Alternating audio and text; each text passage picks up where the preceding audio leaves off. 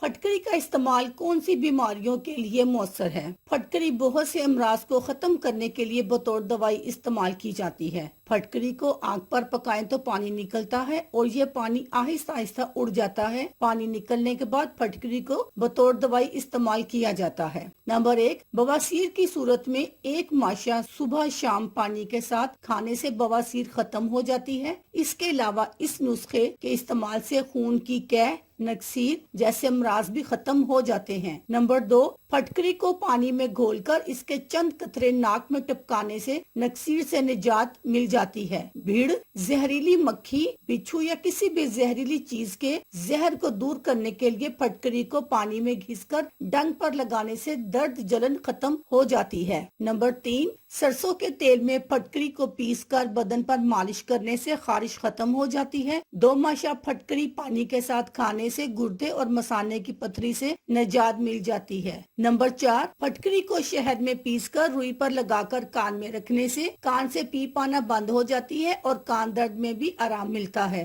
Number 5، پھٹکری کو شہد میں پیس کر بچوں کے منہ میں لگانے سے منہ کے چھالے اور دانے وغیرہ ختم ہو جاتے ہیں اور بچوں کے رال ٹپکنے سے بھی نجات مل جاتی ہے۔ اللہ حافظ۔